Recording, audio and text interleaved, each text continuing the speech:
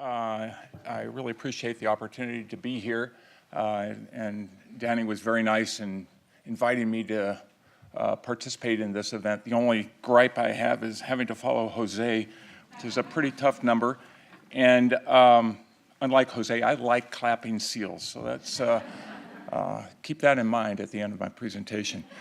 I'm going to give a quick overview of the Farm Bill. The Farm Bill is a pretty arcane topic. It's a massive bill that Congress has to deal with about every 5 or 6 years. It also is a massive spending bill, or massive at least for agriculture. The last Farm Bill, the 2014 Farm Bill, the baseline, that is what was projected spending under the farm programs that year, or for the 10-year spending period of that Farm Bill was $1 trillion, or almost $1 trillion. I mean, just a very large amount. Most of that's in the food and nutrition programs, almost about 80% of that being in programs like SNAP, which are, again, part of the social welfare safety net that we have.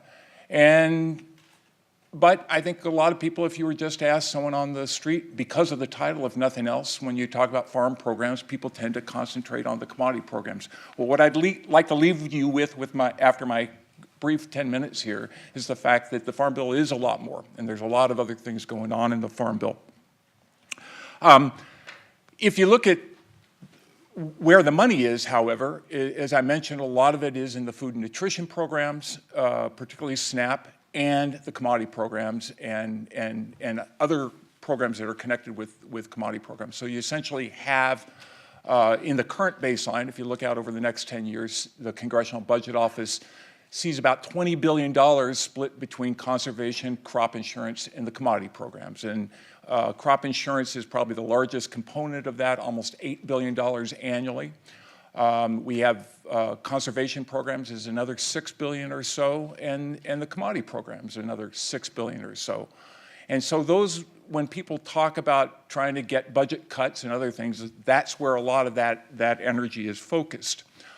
Budget's important, and in fact, I'd argue that the last Farm Bill was pretty much hijacked by the budget process at the time. You remember in 2011, which is about where we are, we were supposed to pass a 2012 Farm Bill last time, and it didn't get passed until 2014.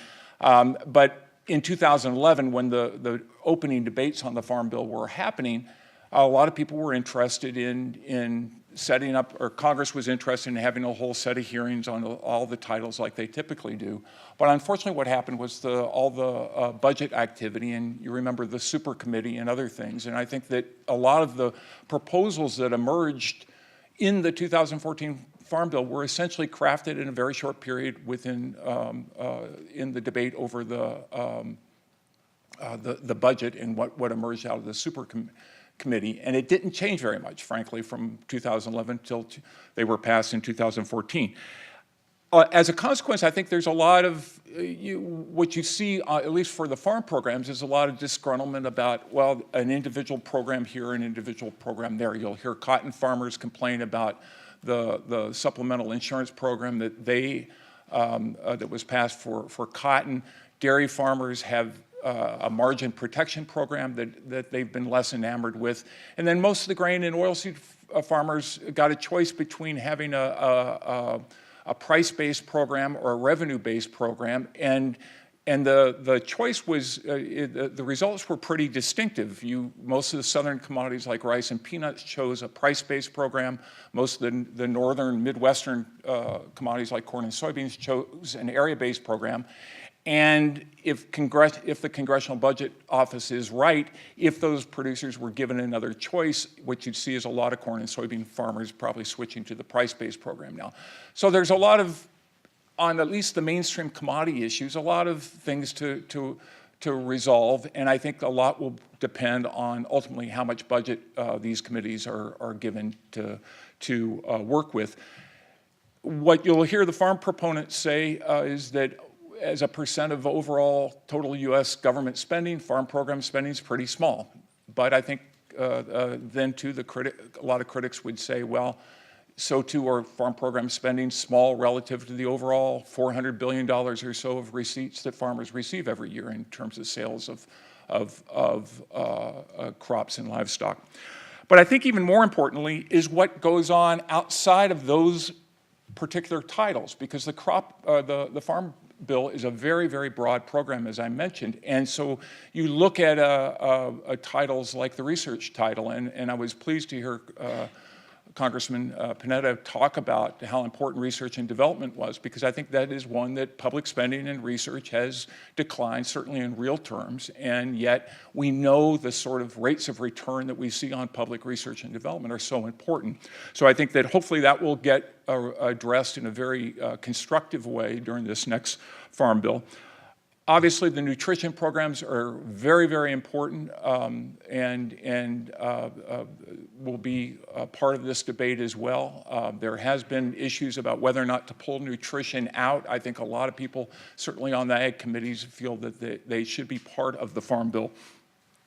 And then you get into things like trade and other issues where things like food aid are important. Again, these items, by and large, these titles have very little money connected with them, and in fact, oftentimes the programs will be authorized under the Farm Bill, but no money's attached to them, so that has to come up through the appropriation process. But rural development's another area. Horticultural products, again, the congressman talked a lot about fruits and vegetables and getting fruits and vegetables in the diet. These are all places where people can make an impact, and in one sense are probably less controversial than some of the budget items. What becomes controversial, obviously, is trying to get money attached to those programs, and that's a challenge. And I think a challenge either through the getting mandatory money spent for those things or in the discretionary accounts in the rest of the Farm Bill. Let me just say, really, I know I've probably left out a few titles, but I think the other important thing to remember is there's a lot that happens outside this Farm Bill, and a lot of things that affect the agricultural sector that I think are, we certainly see underway right now. I've been at a lot of farm conferences over the last few weeks. This is really kind of the time of year when you see these things. And there's, you hear a lot of concern over regulation. One, immigration, again, big issues. And I think that Jose mentioned some of that as well.